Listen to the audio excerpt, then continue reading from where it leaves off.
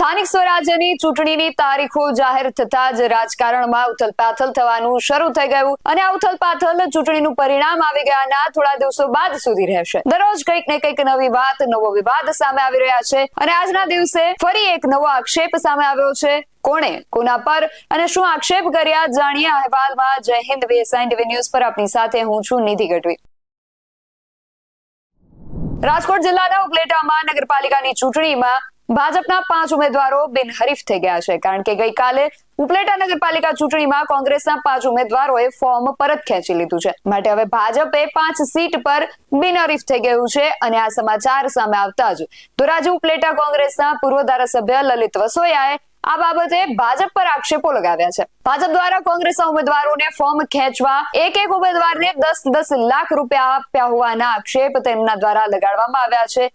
સાંભળીએ શું કહી રહ્યા છે લલિતભાઈ વસોયા। ધોરાજી ઉપલેટા વિસ્તારની અંદર વર્ષોથી સ્થાનિક સ્વરાજ્યની ચૂંટણીની અંદર લોકશાહી ઢબે ચૂંટણી લડાતી હતી।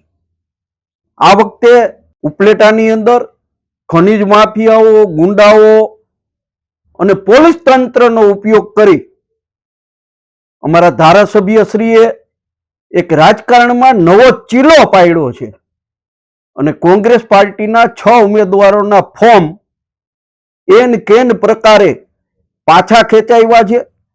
ફોર્મ પાછા ખેંચાવવામાં અમારા ધારાસભ્યશ્રી સફળ થયા છે અને અભિનંદન આપું છું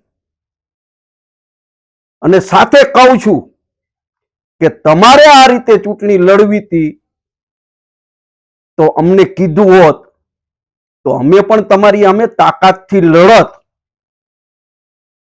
અમને પણ ફોર્મ ખેંચાવતા આવડે છે, પરંતુ લોકશાહી ઢબે ચૂંટણી લડવાની અમારી પ્રણાલી રહી છે।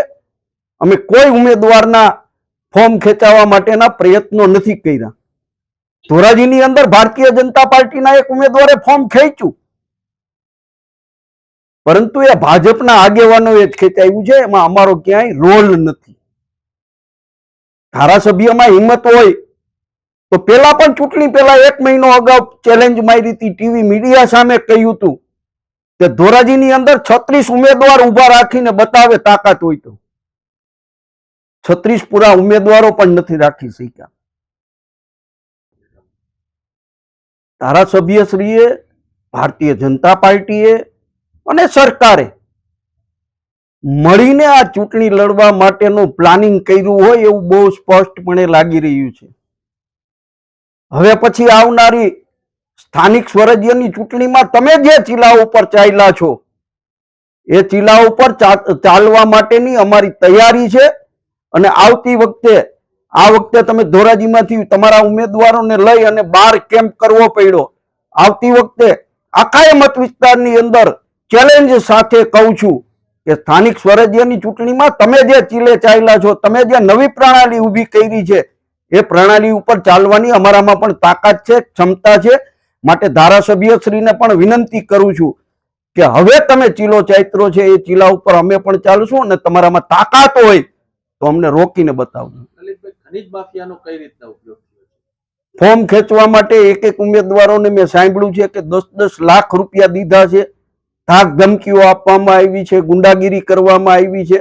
આ પૈસા બધા ખનીજ માફિયાઓએ આપ્યા છે અને એ સમગ્ર ઉપલેટાની પ્રજા જાણે છે।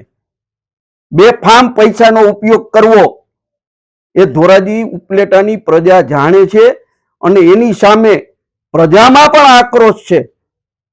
તમારા ઉમેદવારો લોકશાહી ઢબે લોકો પાસે મત માગીને ચૂંટાઈ શકે એમ નથી। ત્યાં તમે દાદાગીરી કરીને, પૈસાનો ઉપયોગ કરીને, પોલીસ તંત્રનો ઉપયોગ કરીને જે રીતે ચૂંટણી લડવા નીકળ્યા છો આ લોકશાહી માટે કલંકરૂપ છે।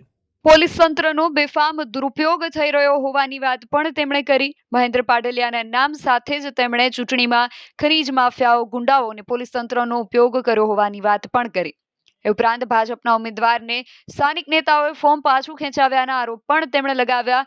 આ બાબતે મહેન્દ્ર પાડલિયાએ પણ તેમને વળતો જવાબ આપ્યો છે। શું જવાબ આપ્યો મહેન્દ્ર પાડલિયાએ એ સાંભળીએ। ગઈકાલે ધોરાજી ઉપલેટા વિસ્તારના પૂર્વ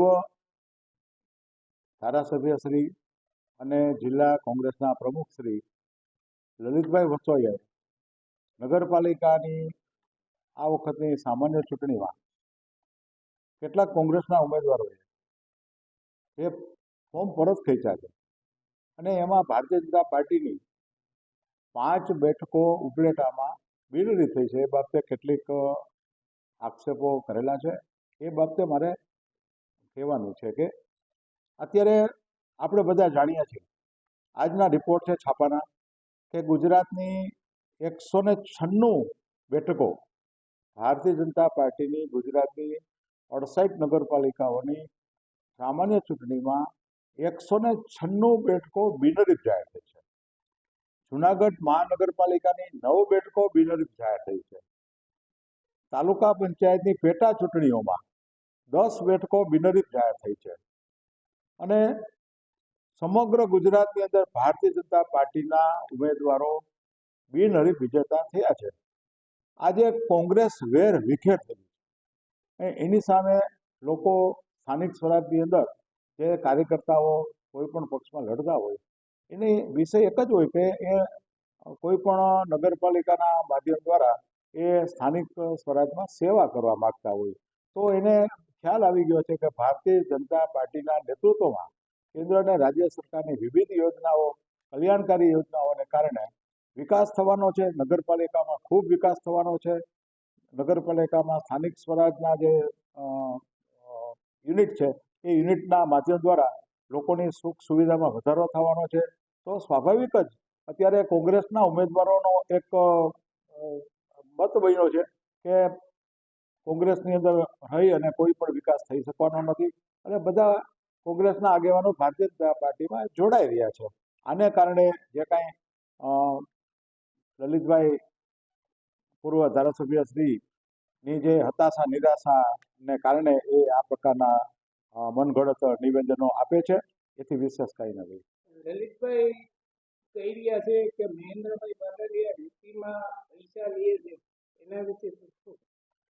આ બાબત ખોટા આક્ષેપ છે. આના પુરાવા સાબિત કરવા જોઈએ. આવી વાત બિલકુલ વાહિયાત અને મનગઢત આક્ષેપો છે અને આ આક્ષેપો સાથે પુરાવા આપવા જોઈએ. આમ તેમણે તો આ મામલે ભાજપ પર ઘણા આકરા પ્રહારો કર્યા છે, પરંતુ આ વિશે તમારું શું માનવું છે અમને કમેન્ટ કરીને ચોક્કસથી જણાવજો. આવા જ વધુ અહેવાલો સાથે મળતા રહીશું. તમે મારી યુટ્યુબ ચેનલને સબસ્ક્રાઇબ કરવાનું અને અમને ફેસબુક અને ઇન્સ્ટાગ્રામ પર ફોલો કરવાનું ભૂલશો નહીં. બાકી નવી અપડેટ્સ માટે આપ જોતા રહો BS9 ન્યૂઝ. નમસ્કાર.